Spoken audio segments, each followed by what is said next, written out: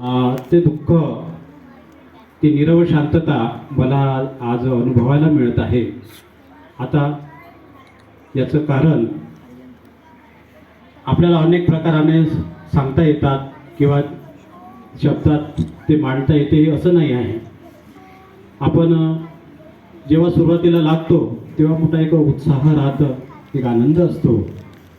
पण हा सगळं जेव्हा काळाचा महिमा खूप अमोघ आहे, काळाचा महिमा कोणाला असं सांगता येत नाही, एवढा मोठा काळ त्यामध्ये सामावलेला असतो. आणि शेवटी एक क्षण असा येतो की आपल्याला हे सर्व निर्माण झालेलं वैभव, हे निर्माण झालेली नातीगोती, हे सगळं याला विराम द्यावं लागतं. आणि तो क्षण म्हणजे आजचा. तर अशा या बदलणाऱ्या जगामध्ये, निरंतर अनित्य असलेल्या जगामध्ये आपण सगळेजण वावरत असतो.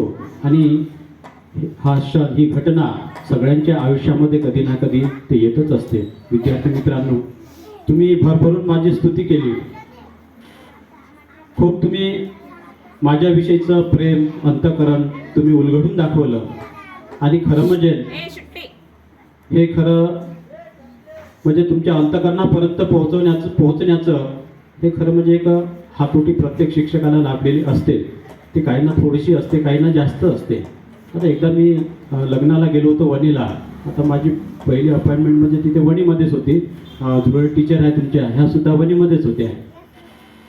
त्यांची शाळा, माझी शाळा थोड्याफार अंतरावर होती. तर लग्नाला गेल्यानंतर एक विद्यार्थी मला भेटला. कमीत कमी तो 25 वर्षांनी मिळाला. आता तो लहानाचा खूप मोठा झाला, सगळेच बदल झाले त्यांच्यामध्ये, माझ्यातही बदल झाले.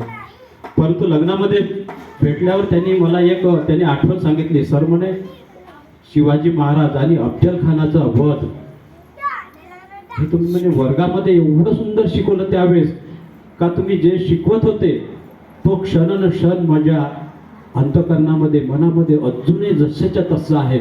आणि सर म्हणे, जेव्हा मी तुम्हाला बघतो तेव्हा मला ते अफजल खान आणि शिवाजी महाराज यांची लढाईच माझ्या नजरेसमोर येते. तर असे हे काही क्षण असतात इतिहासाचे. तर हे प्रत्येक शिक्षकामध्ये असते आणि काही विद्यार्थी त्यामधून हिरून घेतात. तर तसं काही ते झालेलं आहे माझ्या हातून. तर काही विद्यार्थ्यांना ते आवडले आणि त्यामुळे मग ते आग्रहाने येऊन सांगतात. तर तुम्ही सुद्धा त्या दिवशी मी बघितलं पेपर देताना आपला टार्गेट पिकचा, की विद्यार्थ्यांना हा शेवटचा पेपर आहे, यानंतर मी काही इथे राहणार नाही. सगळ्याच्या सगळा 5वा वर्ग शांत, बिलकुल एकही जण बोललं नाही. 10 मिनिटं की काहीच नाही. मी सगळ्याकडे बघितलं की काय झालं नेमकं. सर्वांच्या हातात पेपर होते, पेन होते. पण एक विशेष म्हणजे त्यांच्या डोळ्यामध्ये मला अश्रू दिसले. त्याच्यातच मी ओळखलं की शिक्षकाची किंमत कुठे असते आणि विद्यार्थी कसा असतो. विद्यार्थी मित्रांनो, तुम्ही मला भरभरून प्रेम दिलं. या शाळेमध्ये खूप आदराने वागले. सकाळी सकाळी आल्याबरोबर सगळेजण मला गुड मॉर्निंग करायचे, माझ्या जवळ यायचे सगळे, मग कोणताही वर्ग असो, पहिलीपासून तर 8व्या वर्गापर्यंत. आणि तुमच्या त्या गुड मॉर्निंगला मी सुद्धा प्रतिसाद देत होतो. आणि अशा पद्धतीने 2018 पासून आतापर्यंत तुमचं आणि आमचं खूप प्रेम, जिव्हाळा निर्माण झाला. आणि आज तो जिव्हाळा आता यानंतर या सेवेचे म्हणजे ना काय कार्यपूर्ती झाल्यामुळे आता मी 31 जानेवारी 2026ला ती पूर्तता झाल्यामुळे या पलीकडे मी या शाळेमध्ये शासनाच्या नियमाप्रमाणे राहू शकणार नाही. त्यामुळे तुमचा माझा संबंध थोडासा कमी होतील. परंतु तुम्ही दिलेलं प्रेम, दिलेलं जे काही छोटे छोटे जे विद्यार्थी आहेत ते सुद्धा आदराने मला नेहमी चॉकलेट आणून द्यायचे. मी कमाल करायचं की मी लहान आहे की तुम्ही लहान आहे.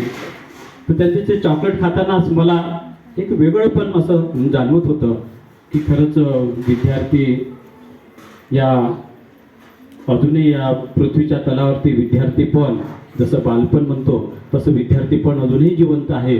फक्त त्या विद्यार्थ्यापर्यंत पोहोचण्याचं एक कौशल्य आपल्याकडे जर असेल तर निश्चितच आपण यशस्वी झालो असं म्हणता येईल. तर अशा पद्धतीने तुम्ही मला सगळ्यांनी सामावून घेतलं. माझं जे शिकवण्याचं कौशल्य होतं तुम्ही आत्मसात केलं. तुमच्या स्मरणात मी राहिलो, माझ्या स्मरणात तुम्ही राहिले. हे शेवटचे क्षण आहेत.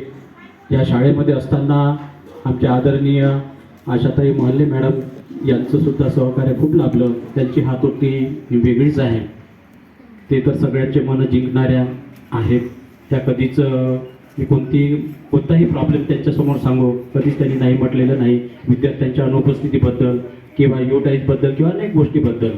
तर एवढं त्या प्रेमळ, शांतता आणि प्रश्नाचं उत्तर कसं सोडवता येईल यामध्ये आग्रही असलेल्या मॅडम, त्यांचा मला सहवास लाभला. त्यानंतर आमचे जिपकाटे सर, कधीच कोणत्या कार्याला त्यांनी नाही म्हटलं नाही. कोणतेही कार्य येऊ मॅडमना आमच्यावर सोपू दोघावरती आणि बराचसा त्याच्यातला 75% भाग जिपकाटे सर उचलायचे, 25% मी उचलायचं. आणि अशा तऱ्हेने ह्या शाळेचं प्रशासन आमच्याकडून चालायचं.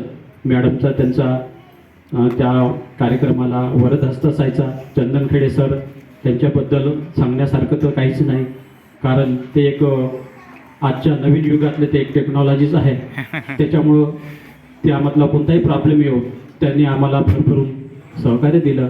वनिताताई मॅडम आल्या तेव्हापासून तर आपल्या सर्व विद्यार्थ्यांचं जे शिस्त आहे, संयम आहे, जिद्द आहे, वळण आहे, हे सगळं त्या मॅडमच्यामुळे तुमच्यामध्ये रुजलेलं आहे. आणि ते आम्हा सगळ्यांना त्यांचं ते सहकार्य लाभलं एक प्रकारे. आणि अशा तऱ्हेने मलासुद्धा त्यांचं सहकार्य लाभलं की वनिताताई मॅडम आल्यावर असं म्हटल्याबरोबर आमच्या वर्गाचे विद्यार्थी सरळ वर्गामध्ये जाऊन चुपचाप बसायचे. म्हणजे एवढा त्यांचा धाक किंवा दरारा होता आणि तो आम्हाला मिळाला. म्हणजे मला एक प्रकारे त्याच्याकडून ते सहकार्य झालं. त्यानंतर दातार मॅडम आहेत, त्यांचं तुम्हाला जे अशुद्ध बोलणं राहायचं तुमचं किती सुंदर त्या सांगायच्या. प्रत्येक शब्द कसा बदलवायचा, वाक्यरचना कशी करायची. आपण ग्रामीण भागातले बहुजन समाजातील सगळे विद्यार्थी आहोत. आपली भाषा थोडीशी इकडे तिकडे जातेच, पण आपण पोडामध्ये राहतो, आपण तांड्यामध्ये राहतो, साधारण वस्तीमध्ये राहतो. भाषा आपली त्या दृष्टिकोनातून होऊ शकते. पण मॅडमने अनेक प्रकारे आपल्याला ती समजून सांगितली आणि आपल्या भाषेला एक चांगलं मराठीचं अभिनव भाषा कशी असली पाहिजे. आपण महाराष्ट्रात राहतो, मराठी भाषा आहे आपली, पण त्या मराठीला काही एवढं आपण वेगवेगळ्या मार्गाने मोडतोड करून टाकायची असं नाही आहे. भाषेचा सुद्धा आपल्याला अभिमान असला पाहिजे. आणि म्हणून भाषा मॅडमकडून आपण शिकलो आणि एक प्रकारे त्यांचं तुम्हाला श्रेय मिळालं म्हणजे एक प्रकारे आम्हाला सुद्धा सहकार्य लाभलं. तर अशा प्रकारे मनीषा खासरे मॅडम आहेत, विनाताई पवार मॅडम आहेत, ह्या सर्वांनी सहकार्य केलं आणि माझं सुद्धा इथे कार्यकारण म्हणजे यशस्वी होऊ शकलं. त्याचप्रमाणे आपल्या खिचडी शिजवणाऱ्या ताई आहेत, वंदनाताई आहे, अर्चनाताई आहे, शीला मॅडम आहेत. त्या अशा पद्धतीने त्यांनी सुद्धा तुम्हाला वेळेवर जे काही आपल्या शापोवाच्या नियमानुसार त्यांनी खाऊ घातलेलं आहे शिजवून. तर त्यांचं सुद्धा मॅडम समजा सुट्टीवर असल्या, कोणी सुट्टीवर असले तर कधीही असा प्रॉब्लेम निर्माण झाला नाही. एकंदरीत आपल्या शाळेचं वातावरण, शिस्त, कोणी जरी ते प्लॉट बघायला येतात, पहिले शाळेमध्ये येतात आणि ही खाजगी शाळा आहे का, कॉन्व्हेंट आहे का असं प्रथम विचारतात. एवढं सुंदरसं वातावरण आपल्या अन्य शाळेमध्ये, केंद्रामध्ये दिसणार नाही. एवढं सुंदरशी शाळा, सुंदरसे तुम्ही विद्यार्थी आणि सगळा हा आपला स्टाफ, या सर्वांना सोडून जाताना मला दुःख होते आणि साहजिकच तुम्हाला सुद्धा दुःख होत आहे याचं मला भान आहे. तरी पण सगळ्यांना, सर्व विद्यार्थ्यांचा विकास व्हावा, सर्वांना भविष्यामध्ये ते चांगल्या तऱ्हेने शिकून सवरून मोठे व्हावे अशा शुभेच्छा देतो. सर्व शिक्षक वृंदांचं, स्टाफचं मी आभार मानतो आणि मी आपल्या इथे 2 शब्द संपवितो. जय हिंद, जय भारत.